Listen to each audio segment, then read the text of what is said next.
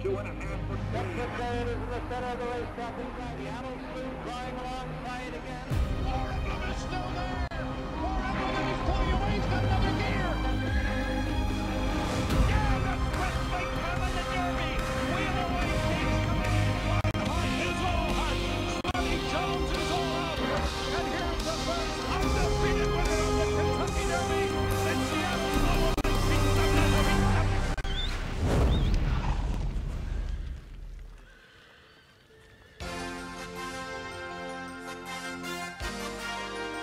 The countdown continues. It is now just 10 days away from Kentucky Derby 144 presented by Woodford Reserve, and it's time for the work show presented by TwinSpires.com.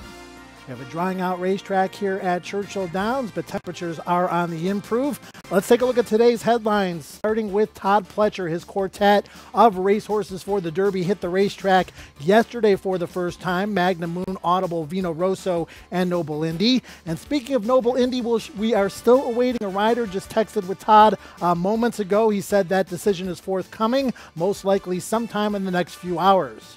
And we have Hofberg arriving for trainer Bill Mott, second to Audible in the Florida Derby. Is going to be known by several names, I think, this week. Wise Guy Horse, Live Long Shot. Looking forward to seeing Hofberg on the track.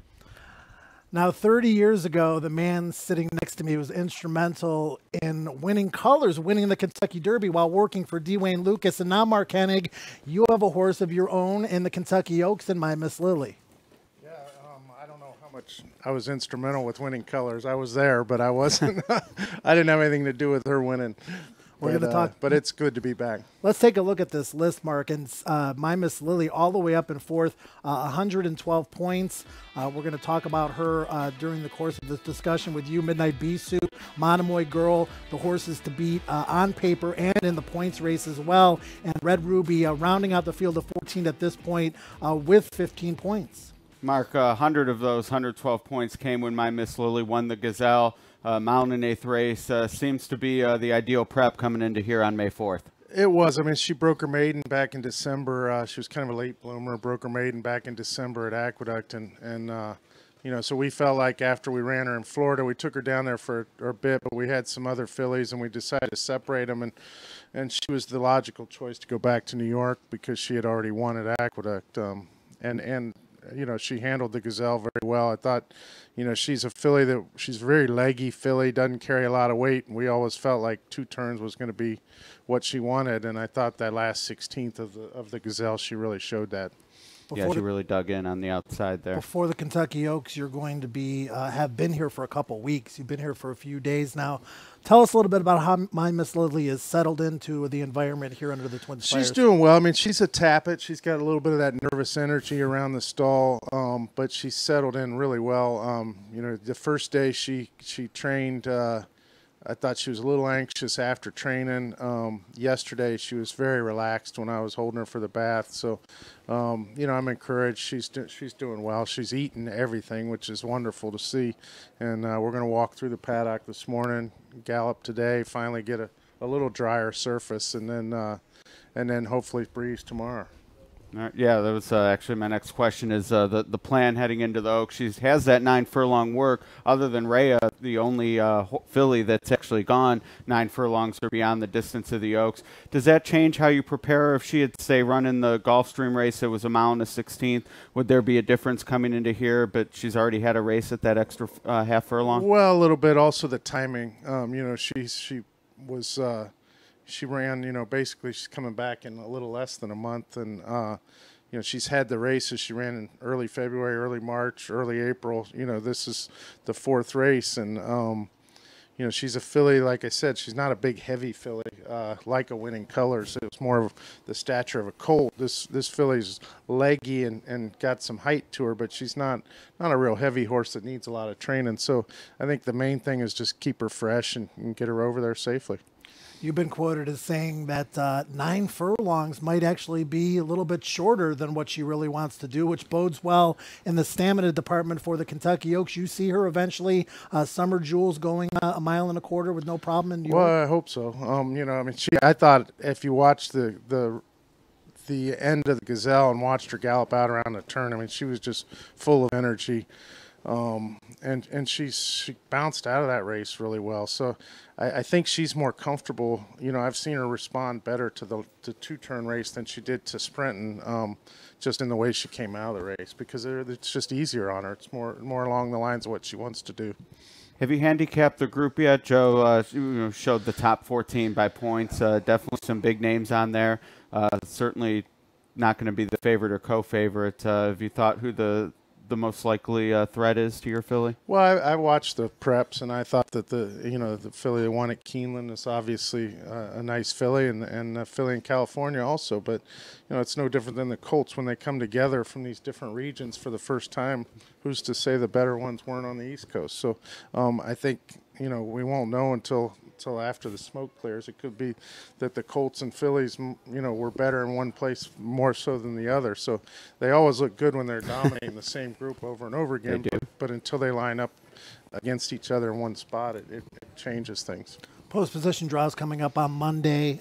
Based on what you've seen on paper and handicapping the race and handicapping your own horse, where would you like to be in the gate, and where would you like to be sitting, going into that first turn and then eventually on the back stretch? I think she'd be a filly that is going to be mid-pack. I mean, she's very easy. She's tractable. She falls out of there. Whatever the pace dictates is probably where she would lie. If a couple horses get heated up like we did in the Florida Derby, then I would expect her to fall back a little bit more. But I think if somewhere in the middle would be ideal for us.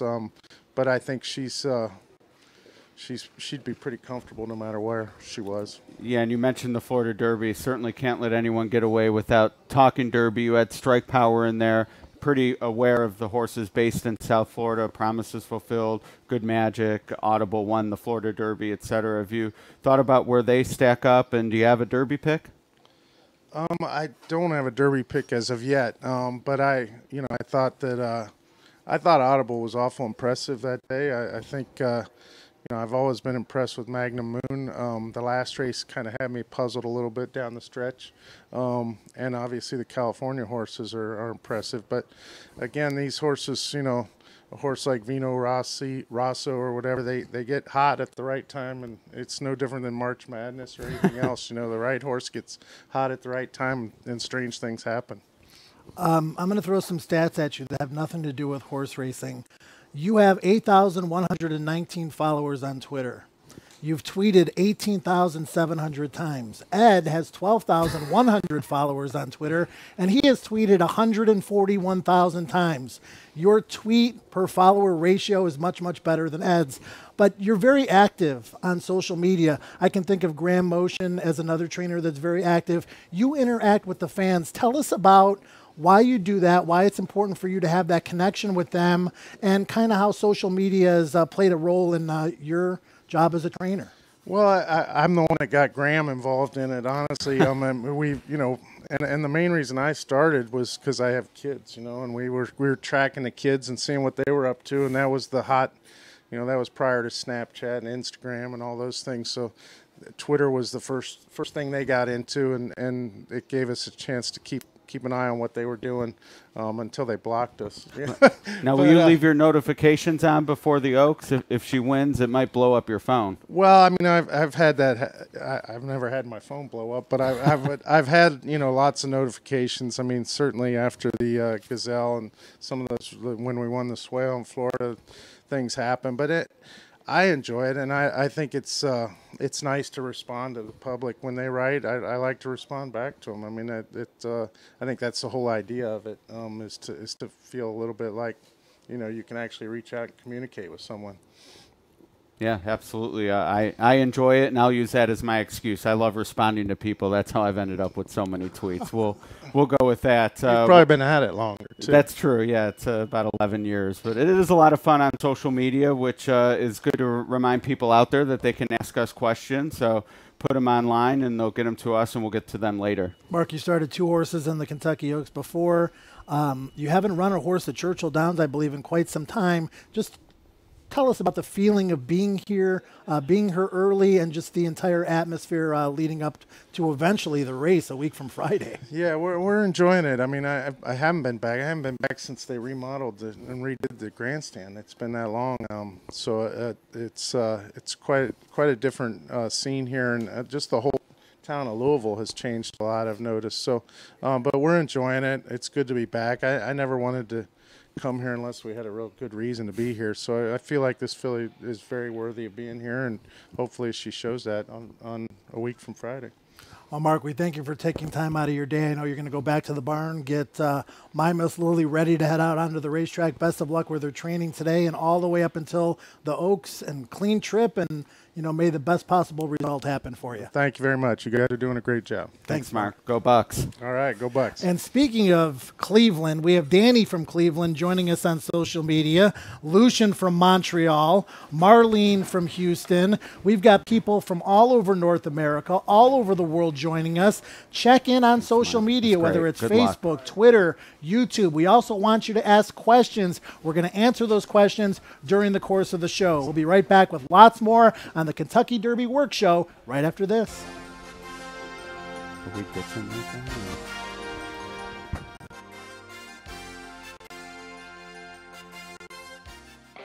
Feel the excitement with TwinSpires.com, the official betting partner of the Kentucky Derby and Breeders' Cup. With TwinSpires.com, place legal wagers and watch live horse racing wherever you are on any device. Sign up, play, and win today. New players use promo code WIN100 on sign up to start your $100 bonus. With TwinSpires.com, you can bet the Kentucky Derby. Get the TwinSpires.com app to receive special offers and the most up-to-date information. Terms and conditions apply. Void where prohibited. Please wager responsibly. Where the sun shines bright on my old Kentucky home. It's summer, the people are gay. The corn tops ripe and the fields are all in bloom, and the bird music all the day. Today, we share the best of Kentucky. It's our Woodford way. No questions from Maggie.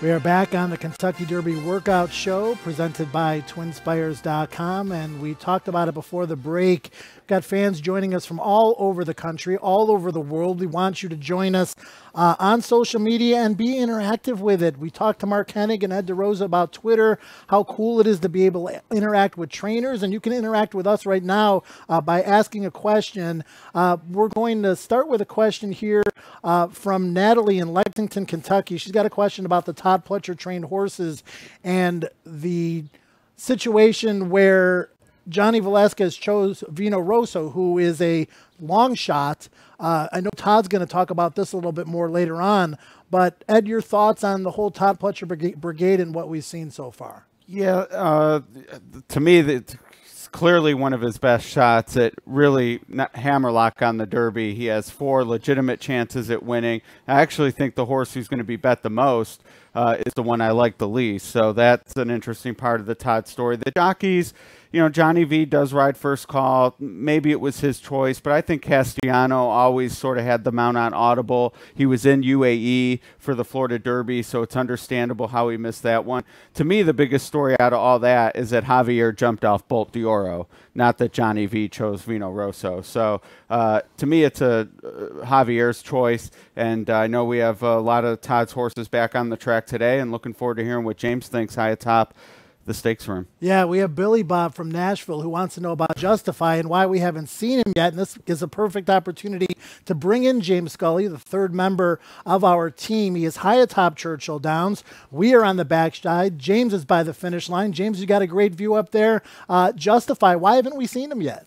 Well, Bob Baffert is bringing him in on Monday, as it turns out. He usually brings his horses in earlier and puts the final work in over the racetrack. So he's changing his routine a little bit this year. It could be because of the inexperience. Justify didn't make his career debut till February 18th, but he's such a supremely talented horse. I don't know if it'll make any difference, him coming in a little bit later than normal. And really, it's going to be exciting to see how he fares, given what such a talent he is. Well, speaking of Justify, he is on the list of top 20 horses for the Kentucky Derby, and he got 100 points by winning the Santa Anita Derby. But it's Todd Pletcher who has 4 of the top 5. As you see, the track maintenance crew on the track. It was called muddy for workouts earlier, but they're working on it before we have our training period. Let's take a look at that top 20 right now. We did have a couple of defections yesterday, which changed things up at the bottom of this list, Ed, with Combatant and Instilled Regard now drawing in. But I mentioned Todd Pletcher, 4 of the top 5. Yeah, and as I said, absolute hammerlock with legitimate chances. None of these are here for the mint juleps. They've earned their way in and to the top of the leaderboard. And I'm trying to think in my head the quick math. The chance of Todd Pletcher winning has to be like 3-1, given the combined odds of those 4. That's a very good point. He's got 4 horses in the race this year. As Ed mentioned, they're all very, very live shots. But Todd Pletcher is absolutely no stranger to the Kentucky Derby. Well, I mean, we've been blessed, over the years to have a lot of nice horses. I feel a lot better about our Derby record with 2 wins than I did with 1. But, I think it is an accomplishment for our team that, we've consistently been able to get horses to the Derby. This is the race that kind of everybody wants to win. And when you see the excitement generates for your owners, it's really part of what makes our job fun. It never gets old. It's always exciting. And, you get to come back with a new group of horses each year, or a new horse, and so it's while you kind of get used to the experience, you got to keep in mind this is new to each individual horse, and they only get one chance at it. So we try to do everything we can to prepare them the best we can, and then hope you get a few breaks along the way. Entering this year, Todd Pletcher is tied with Wayne Lucas for the most ever Kentucky Derby starters. Todd has 4 this year. Wayne has 1. Wayne's 82 years old. Todd is 50 years old. So he's got a lot of years ahead of him where he's going to extend that margin for all-time number of Kentucky Derby starters. And you could hear in that video, Ed, he was very relieved to win his 2nd Kentucky Derby last year. Yeah, absolutely. He was 1 for 46, I think, last year. So the win gave him that 2nd win. As we heard from Wayne Lucas yesterday, you never get tired of winning. The hunger doesn't go away. So for me, the sky's the limit for Todd. And the 4 this year, I'm impressed because he has a chance for an all-time great performance. If he were to sweep the exacta, 2 or 3 in the trifecta, something like that, that's something people will be talking about for a century. Yeah, and the thing with Todd Pletcher is, with the exception of 2003, he's had at least 1 starter in every Derby since 2000. He's always got, he's had 5 on 2 occasions. This year will be the 4th time he's had 4 runners. And like Ed mentioned, he's had horses run well, but he's never made a real major impact where he's had like 2 in the money. This year he has his best chance yet, his deepest contingent, and it's a fearsome foursome for Mr. Pletcher. Yeah, seriously. Audible, Noble Indy, 2 of the horses that he has. And another one, Magnum Moon, has a little bit of a curse that he's trying to break along with Bob Baffert's Justify. And Todd spoke on that. A lot of talk about that. The colt has done everything really, really well since breaking his maiden on January 13th. And, we've been fortunate that the plan that we laid out at that time has fallen into place, and he's got 3 quality 2-turn races under his belt. So, just hoping that he's got enough experience to overcome something like that I think eventually is going to happen. It's just a matter of when. I went back and watched the replays of all of his races, and he seems like, when he gets alone in the stretch, sometimes he tends to drift away a little bit.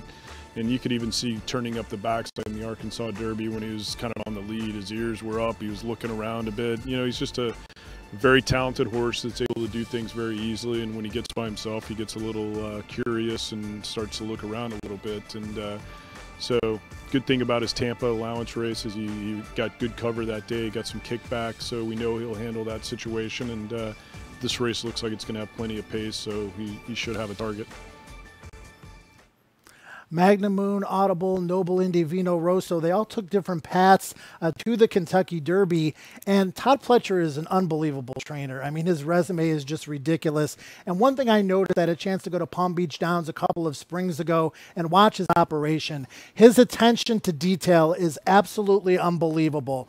His Help is all happy. They've been with him for a long time. Todd will be the first one to tell you that you're only as good as your help. And with a massive operation like the one he has, it's even more critically important. But the man's attention to detail is second to none. Yeah, and he's a wonderful horseman. He learned from his father, who still breaks horses, still involved in the game in that capacity. But as you said, the operation, the detail, he's a CEO as well as a trainer. He's managing human resources. He's managing his owners. He's managing all these horses. And to me, you look at Magnum Moon and then a horse like Vino Rosso. He knew to stop on Magnum Moon last year, needed some more time, brought him along in January. He makes it to the Derby. Vino Rosso threw in what I thought were sort of two clunkers in those stakes races at Tampa Bay. Todd knew that this was a horse not to stop on. He kept on the gas. He wins the Wood Memorial. He knows the right buttons to push. It's impressive to watch. Yeah, and what I'm really impressed by is just, I mean, he's able to bring these lightly raced horses. His mentor, Dwayne Lucas, more known for racing horses more regularly. Todd has spaced out his routine, and you look at his horses this year, two of them, Magnum Moon and Noble Indy, only have 4 starts. Audible and Vino Rosso have both raced 5 times. A couple of those horses are real, like, raw talents. There's no telling how good they'll be. The sky could be the limit, and that's part of the exciting factor with his horses this year. Well, 3 of his 4 horses have a Kentucky Derby jockey. The one that probably doesn't get enough respect is Noble Indy, who's still waiting for a rider. Toward the rail, Noble Indy and Lone Stiller, Noble Indy to win the Louisiana Derby. Yeah, I mean, to me, it was very impressive. Noble Indy was, you don't see too many horses, regardless of how much experience they have, get passed by a good neck, half length, look like they've lost all their momentum and then re-rally and regain the lead. And, you know, so that was impressive to me. I think, you know, it was first time blinkers. He was a little bit keen, focused, but a little sharper than we wanted him in the beginning. I'm thinking with the blinkers, you know, having trained in him a little more and having him on for the second time, he'll be a little more relaxed with him. And, you know, he hasn't done much wrong. He's not getting a whole lot of credit for what he has accomplished. You know, Johnny's been on, you know, all of these horses at one point in the mornings, and, you know, he's been keen on Vino Rosso from the beginning, and, you know, but he had some tough decisions to make because, you know, he just won on Audible and he really liked him, and, you know, Noble Indy as well. He's had him in high regard. So it just, you know, after the Wood, talking to Johnny, and he said he wanted to stay with Vino Rosso, and we reached out to Javier and were able to get him. And, you know, I will say Javier was very impressed with Audible's Holy Bull win, and you know, he came back right after that race, and I could tell he was pretty excited about him. So, yeah, we're blessed to have, you know, those 2 guys on board, and then Luis Saez on Magnum Moon, and he's done a great job on him. So just try to get one more guy lined up for Noble Indy, and hope it falls in place. Todd told us yesterday during that interview that it would probably be in the next 24 hours that Noble Indy would have a rider. And it's obviously a very coveted mount because he's a nice horse and he's got a pretty good chance in this race. Not often is a horse of his caliber still open at this point. There are a lot of different possibilities that could wind up with a mount on Noble Indy. There are some good riders that are still open. Yeah, absolutely. The French jockeys, Florent Giroux, Julien Leparoux, both need a mount. Gary Stevens has said he's without a mount. He was on Bravazzo last time. So to me, there's some interesting looks. I'm a big Julien fan with Noble Indy's run style. So, Todd, if you're listening, that'd be my vote. And this leads into a Facebook question, obviously, from Bob about Calvin Burrell having a mount in the Derby. And he's open as well, and he picks up a lot of late Derby mounts because he's already won 3 and his success. So no, Calvin doesn't have a mount. He is open as well. Including one for Pletcher.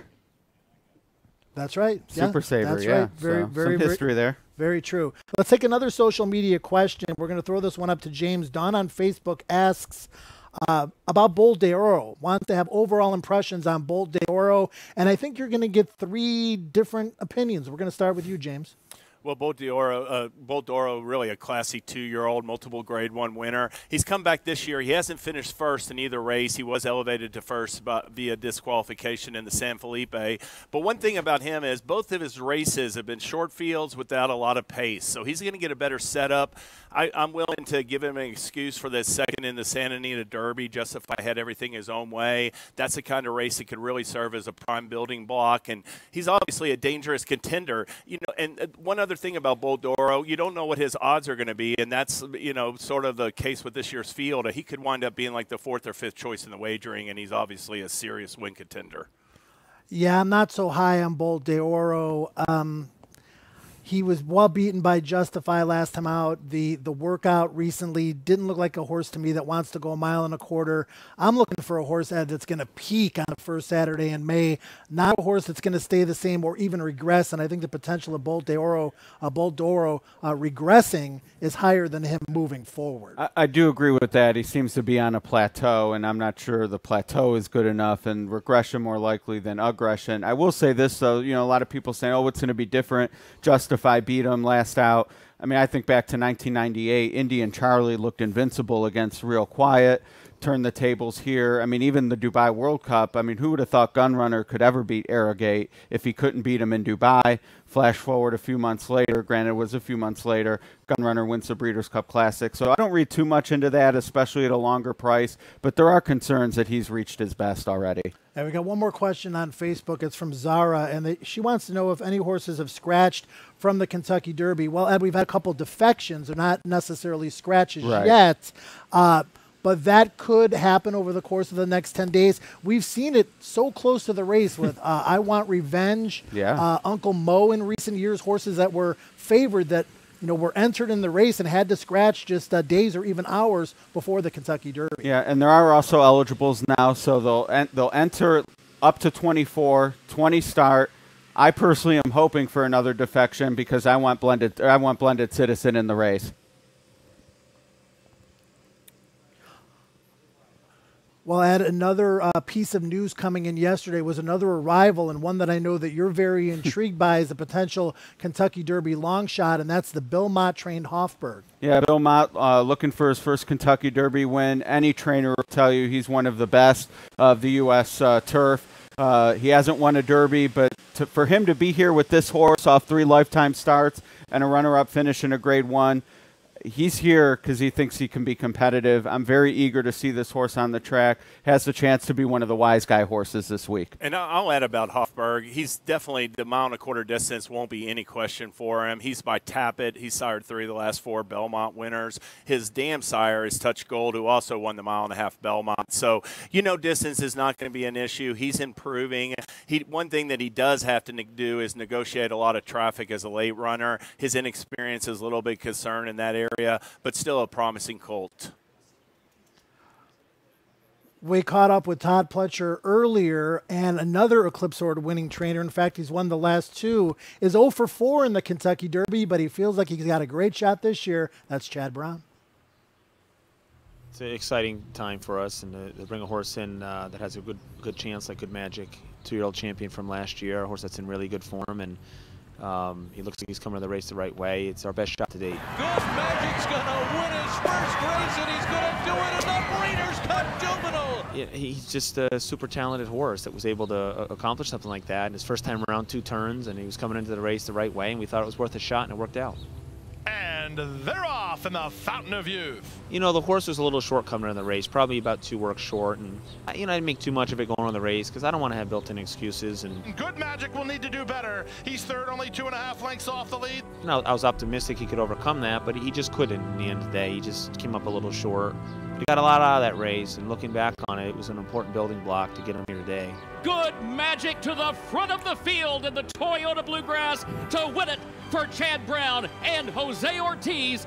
He came out of that race well. I think that was the final piece of work that he needed just to get to maximum fitness, and he's had plenty of experience. He got bounced around a little in the first turn of Bluegrass. He handled that well. I think that experience will serve him well in the Derby. Worked a half a mile, and he galloped out strong, and I love the way he was moving. Right now this horse, I've never seen him sounder, healthier, doing better. So it's exciting. Hopefully he maintains this form. All I can do is just continue to try to prepare this horse to run the race of his life for Saturday in May, and I'm just thankful that he's one of the top 5 choices. I mean, it looks like this will probably be a strong pace this year in the Derby, and I'd like to be maybe just behind that and in a good stalking position, sitting comfortable. Hopefully it sets up for him. It'd be an unbelievable accomplishment for me and my team, and the owners and everyone associated with the horse. I don't know that you'd find a licensed trainer that wouldn't say, you know, their dream is to win the Kentucky Derby. It's everyone's goal, and it's certainly ours. Normandy Invasion, 4th in 2013, 5th last year with Practical Joke from the Chad Brown Barn. Won his first Triple Crown race last year with Cloud Computing. He's won 10 Breeders' Cup races, 8 of those on the turf. So a lot of times when you think Chad Brown, you kind of think grass, right? Because a lot of his best horses have been turf horses. Good Magic is a very good dirt horse. He absolutely is. And Chad Brown learned from Bobby Frankel, who never did win a Derby, but to me, one of the greatest trainers of all time here in the U.S. And I'm sure he'd love to win this one with the champion Good Magic. To me, this horse is a study, and we talk about this with the works and all the training, not getting married to an opinion and just digging your heels in. I wanted to come in to Derby not liking this horse. I figured he'd be overbet.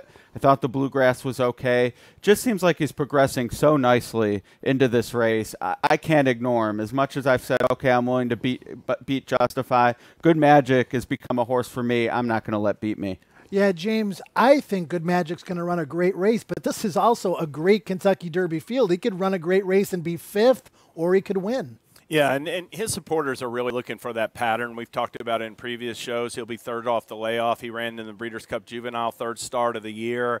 You could see where he's can continue to improve off that Bluegrass. I'll agree with what Ed was saying. I was a little bit down on him after that race, but he's made a good impression. I like that workout. I like what I saw on the track from him. And Chad Brown, just like his mentor, you know, he's proven to be great on either surface. Definitely got started on the grass, but like the way he's coming on with his dirt horses. And I think he's got it figured out how to get a horse ready for the Kentucky Derby after this is his 3rd or 4th experience. The exclusive Kentucky Derby and Kentucky Oaks training period is about to start at 7:30 to 7:45 every morning Eastern time. I don't expect any major workouts today, but we're going to see a lot of gallopers again. The track condition continues to improve. It was muddy earlier, but you saw them working on the racetrack. Derby horses will be in yellow. They'll have yellow saddle towels, and the Oaks horses will be in pink. And you get a good look right there as the horses are starting to move onto the racetrack. And we're led by one of our favorites, Risen Star winner Bravazzo, D. Wayne Lucas leading him on, so that's fun. Yeah, I don't think we're going to have any published works today, no serious moves, but as Mark Hennig told us earlier, My Miss Lily, he plans to work for the Oaks tomorrow. I would expect some final work starting to trickle in tomorrow, but today should be a lot of action with gallopers leading into their final works this weekend. Yeah, it's going to be just chaotic Friday and Saturday because those last workouts are definitely looming. We're going to have more horses coming in, obviously, over the course of the next few days and into the weekend. Especially with the weather looking so good. Hopefully that strings it out a little bit. It's not like we're expecting a lot of rain on Sunday and everyone wants to beat the rain. So to me, chaotic, a lot of horses on the track, but hopefully the works get a little spaced out so we can see as much of it as possible. Yeah, earlier we saw the video of the Louisiana Derby won by Noble Indy. Here's the horse that ran second, Lone Sailor.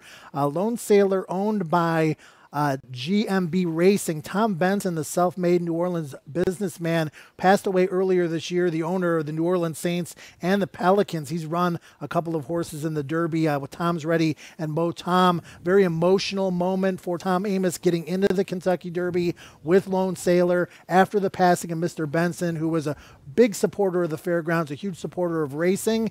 And Lone Sailor looks great on the racetrack. Appears to be headed in the right direction, Ed, but is he good enough to make a serious impact? I'm not so sure. Yeah, I mean, serious impact being a win, that definitely is a stretch, and it'll be 40-1, so we're not telling, anyone anything the tote board won't. But that work, as we discussed last week, the blistering 5 furlong work, how he comes out of that and how his final work is into the Derby, to me is something everyone's going to be watching. If the clockers are thrilled with his fitness after that last work, you have to give him a bigger look, I think, than maybe you would have 2 weeks ago. But, yeah, as you said, the connections, they loved racing. I was there when Tom Amoss won the Ohio Derby with Mo Tom, and the owners were there, too. They flew up from New Orleans to see their horse run in Cleveland. To me, that speaks volumes of how much they love this game.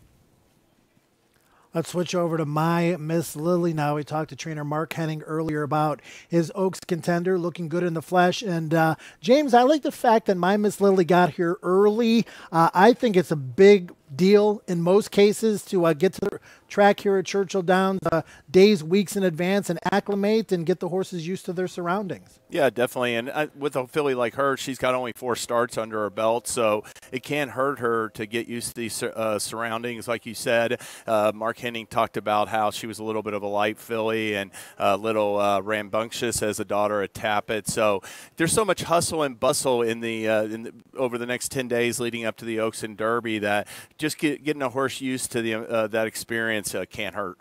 We're going to go to Good Magic next. We heard Chad Brown talk about this being the best Kentucky Derby hope he's had so far. Talked to him extensively at the barn yesterday. He's very confident. This horse looks amazing on the racetrack. And Ed, Jose Ortiz is 24 years old. He's taken racing by storm.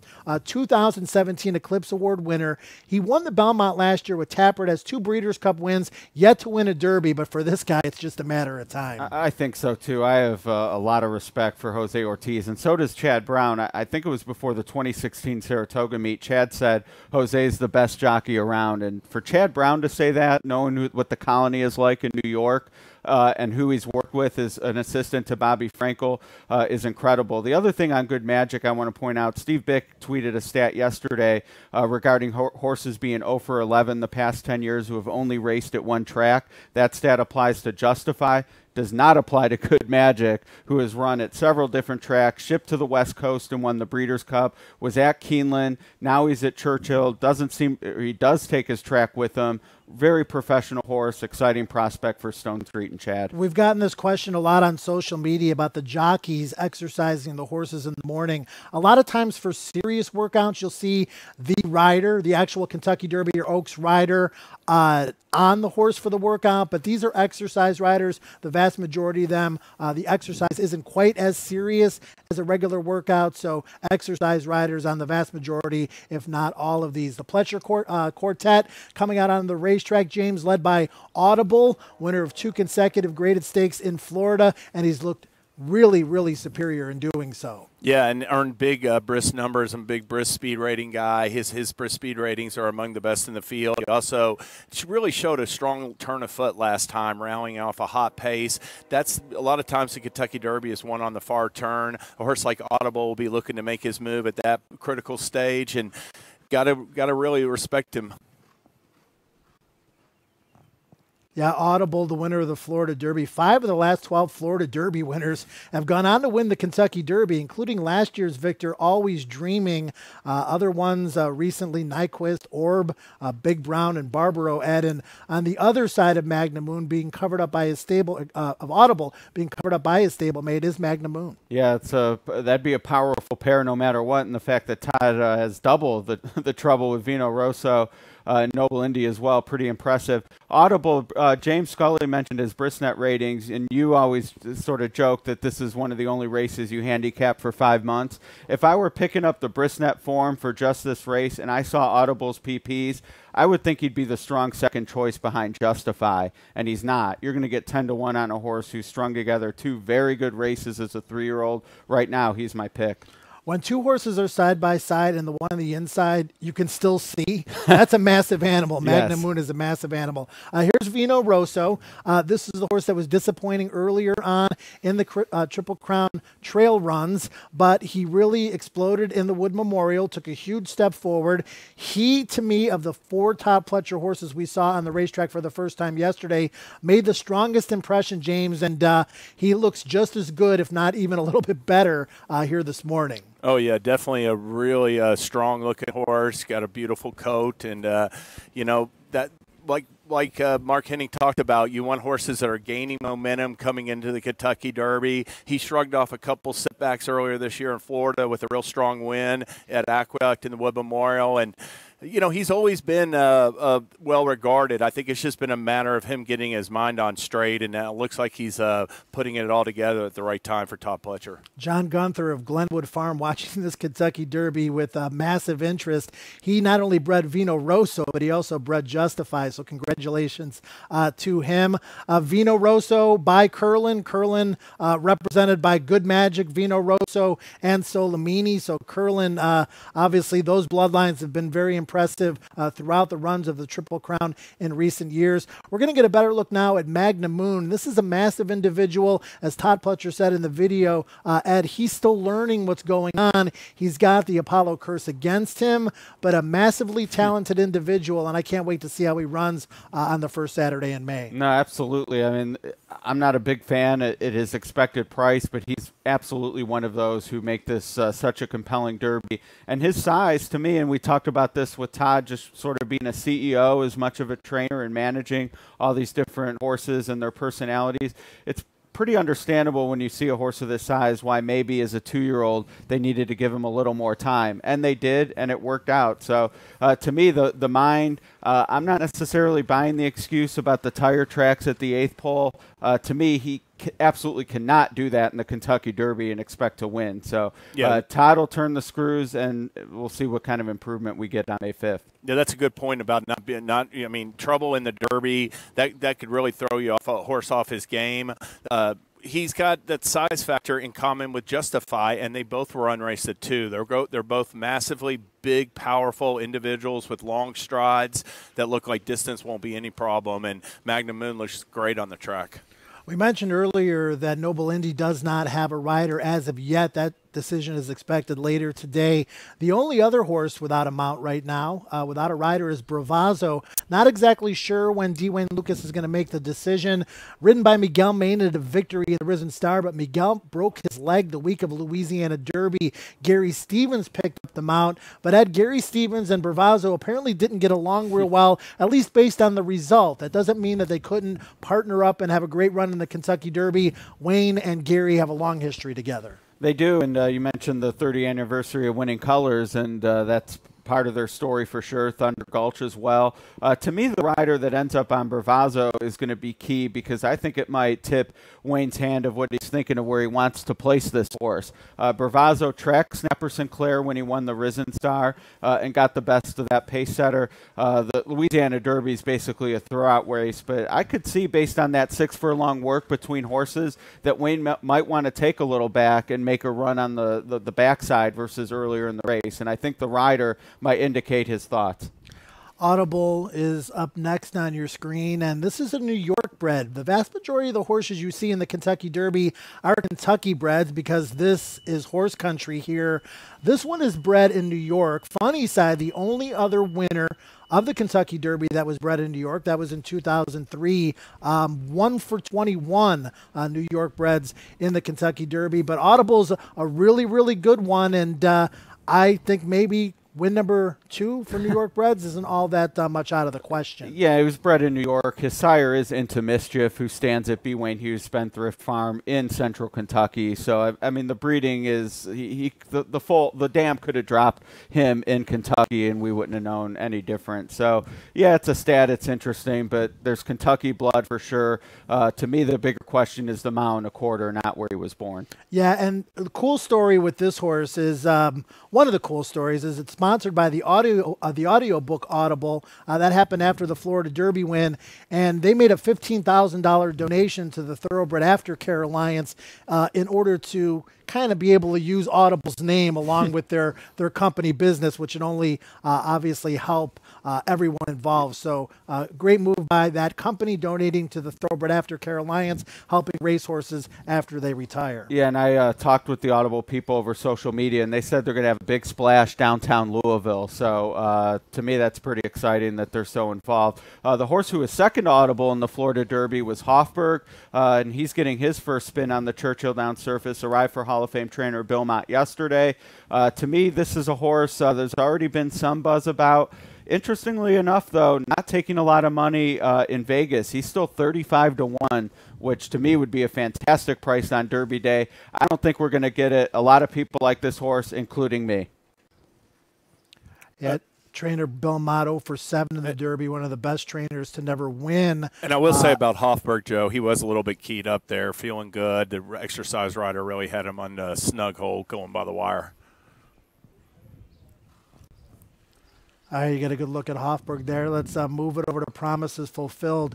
Real quickly about Bravazzo, Dwayne Lucas has said he's hinted that they're going to go. I mean, this horse has a little bit of speed. So you were talking about the rider earlier, but this is the horse most likely, Ed, Promises Fulfilled, who's going to make the lead in the Derby, and I think will set an honest pace. Yeah, without a question. I mean, some might say dishonest if he tries to go as fast as he did in Florida Derby, and I don't mean dishonest like he's taking it to anyone, just that it's going to be a pace that you have no chance of winning with. But I mean, that's how you have to win. If they get him to relax, maybe he can surprise some people. I wouldn't completely dismiss him if the half, they go in 48 and see what happens. The trouble is the horses right behind him are so good. I mean, this isn't a 2002 situation where he has to beat Saarland home.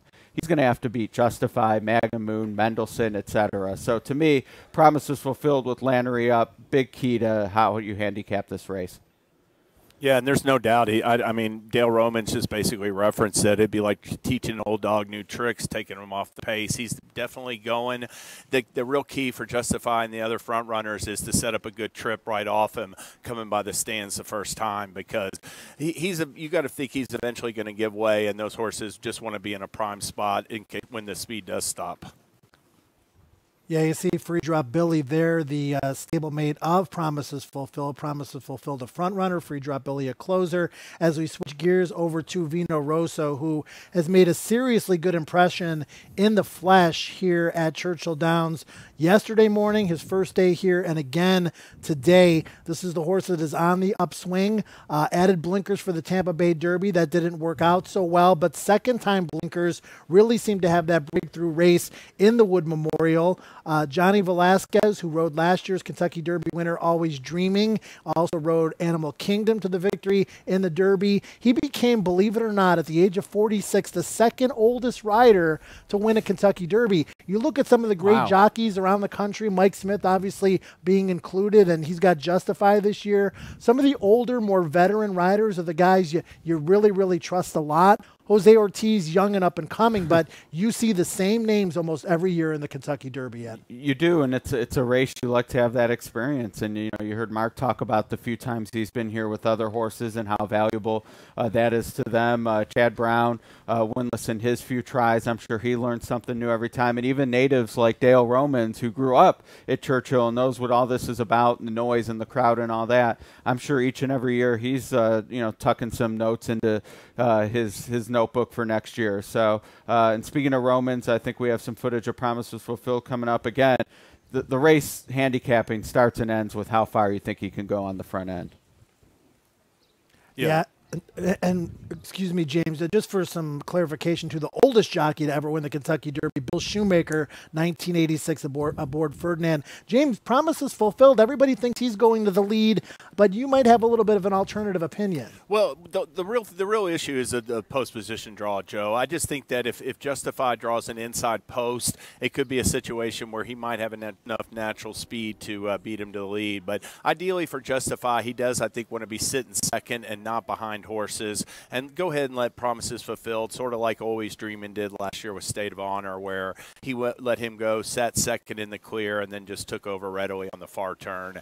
And but the post position draw will be more key this year just because of the depth of quality contenders we have in the field. That post position draw for the Kentucky Derby will be coming up on Tuesday at 10:45 a.m. Eastern Daylight Time. You'll want to tune into that again. The post position draw, very important with 20 horses in the Kentucky Derby. Maybe not as important, Ed, for this horse on your screen right now, Lone Sailor. He's going to take back and make one run. Saving ground definitely would be in his future if Tom Amoss had his way. Yeah, I think, all things being equal, he'd probably like a middle post in the main gate, something like 7, 8, 9, or 10. I mean, 20, you still have to get a good position. Not the most ideal, but as a closer of his style, he certainly is one where the post position, you're not exactly holding your breath. Yeah, and he's looked really good. I mean, he has bounced out of that workout, that really fast workout several days ago. He bounced out of it, after walking the Shed Road the day after, right away. I mean, he's really come back on the racetrack looking the part again as he good enough? Is he fast enough against this year's crop? That remains to be seen, but I believe he will run his race coming up a week from Saturday. Yeah, I think so too. I mean, I think he'll run his race. I do think he's improving. I don't know if he'll be good enough, but one thing is he's like a dead late runner. And I think 3 of those horses have all made a good impression out here. I saw My Boy Jack go by. He had his head bowed. He looked really on the muscle and good. And Free Drop Billy, we talked in days past about his breeze. We all liked it. All 3 of those horses could be back in the bottom 5 of the field in the early going. They may not be good enough, but it would be no surprise to see one of those late runners come crashing along and get a piece of the pie.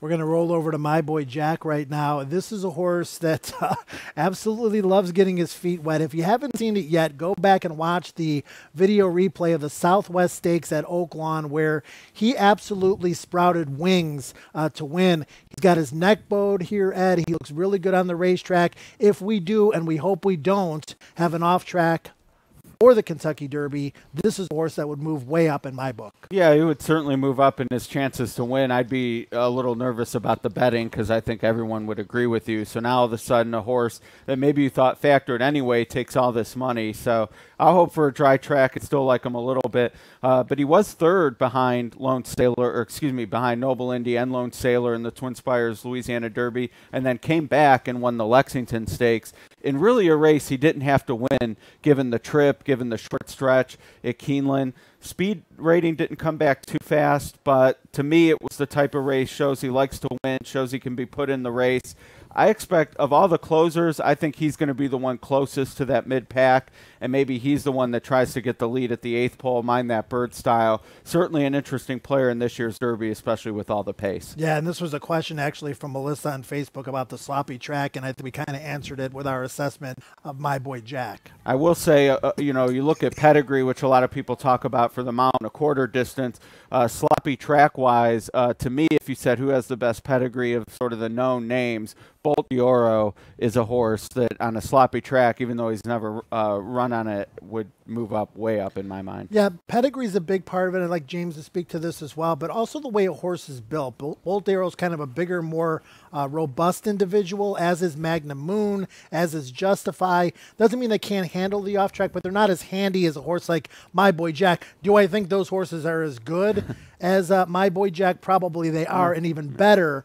But it's just a fascinating game. You can another variable. It's just another variable, which is really what makes it fun. Yeah, a lot of fun. James, any thoughts on the off-track pedigrees or horses other than My Boy Jack? Yeah, I mean, I'll agree with Bolt d'Oro. I think he's a type that would definitely relish the wet going. Joe, you made a good point about the size. That can be a little bit of a concern in traffic. You'll see winning moves sometimes in the Derby be made by athletic colts that are shifting spots and, going in or out. And, until you see a horse do that, you're not certain that a horse can do it or not. But, yeah, Bolt d'Oro, I'm really excited to see him on the track. And he's a horse that we talked about earlier. I think he still has some upside. All right, well, let's talk about what we saw today, guys. Obviously, no serious workouts.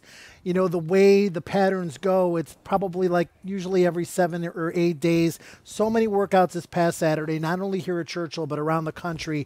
Friday and Saturday are going to be big work days. But it's also important to see how these horses gallop and what their mannerisms are just during the course of a common morning. To me today, and Vino Rosso impressed me yesterday, he looked great again. Lone Sailor continues to look very, very good. And My Boy Jack looks great as well. So those are 3 horses in the flesh that impressed me not only today, but in the days preceding this. Yeah, Vino Rosso, absolutely the professionalism. I'm not out here every day. I don't know how horses look day to day. I'm not a clocker, but to me, I know the extremes. I know when something looks really bad, and I know when something looks really good. And to me, Vino Rosso is definitely closer to that other extreme. So it seems whatever didn't go right with the Tampa races, they figured out. They have a win. He looks great here. We'll see what happens on May 5th. Yeah, I mean, I agree with the Vino Rosso. I thought the Audible looked good, nice, calm, relaxed out there. Magnum Moon was a little bit keyed up, but that's not a major concern. I wouldn't read too much into these horses that are feeling good and a little bit anxious to go and under a snug hold at this point. They still have a few days to go before the final major work. One other horse I'll add that I liked out there was Flame Away. He came out yesterday, had a little bit of a spirited gallop, continued to make a good impression in the flesh out there. He's a good-looking horse. And the fillies, my Miss Lily, once again, she's moving up in my mind in estimation-wise because of the way she's looking on the track.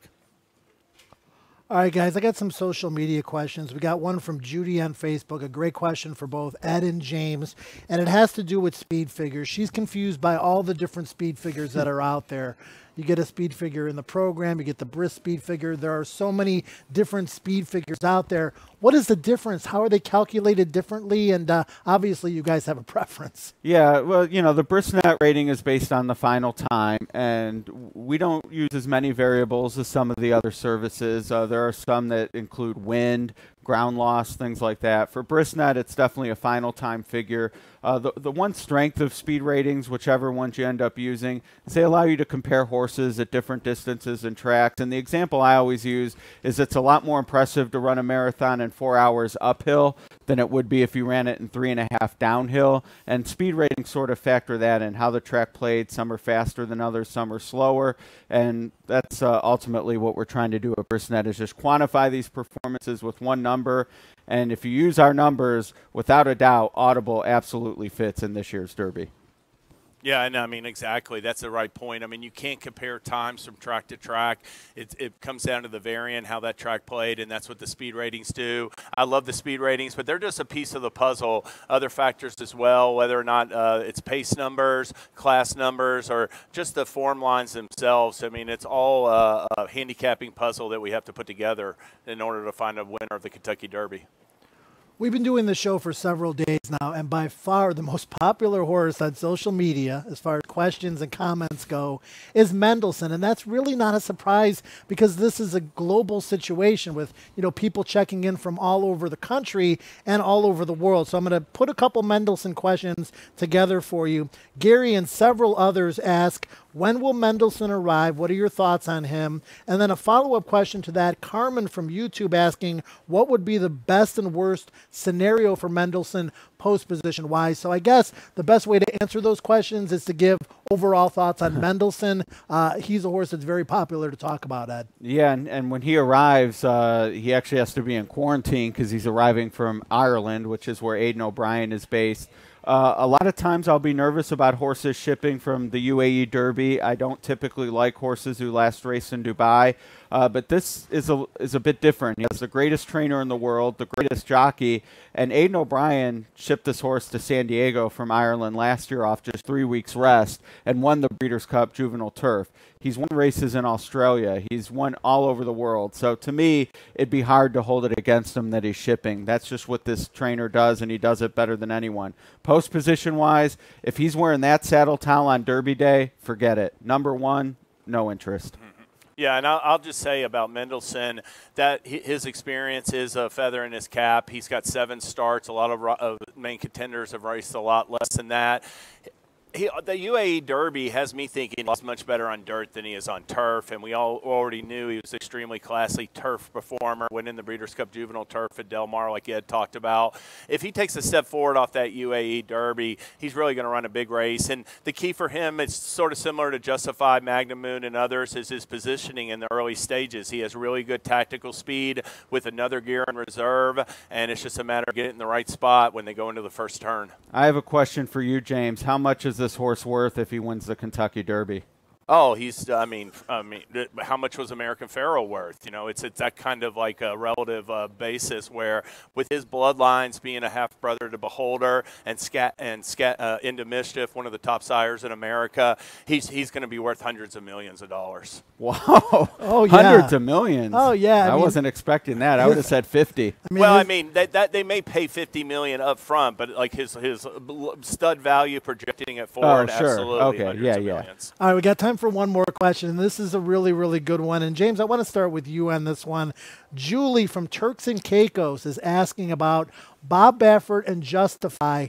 And she likes Solomini a little bit too, but the question is about Justify and how he compares with some of Bob Baffert's best horses in the past. Bob Baffert, a 4-time Kentucky Derby winner. He won the Triple Crown with American Pharoah. James, how does this horse compare with some of Bob Baffert's greats? He compares favorably. I mean, in terms of the Kentucky Derby, for sure. I mean, Bob Baffert's won the Kentucky Derby 4 times, but he's also, you know, he trained Arrogate, who was a phenomenal horse and missed the Triple Crown. But one thing about Justify is, unlike Bob Baffert's other Kentucky Derby runners, they all raced at 2. They all had more track record. His inexperience is the main concern with him, but right now he's a freak type of horse, and he's as talented as any he's had, I think. Ed, really quick thought on Justify. To me, I don't think he compares quite to the level of a Point Given or American Pharoah, but certainly among the others, and he's won with the others like Real Quiet. So not going to dismiss him, but I don't think he's quite to the upper echelon yet. This is just chapter 1 of the story of Justify. I think he's going to get even better and better as the year goes on. But all we care about right now is the first Saturday in May. Thanks for joining us on the Kentucky Derby Work Show. We will be on the air again tomorrow, 7 o'clock in the morning. Hope you can join us then. Have a great day, everybody.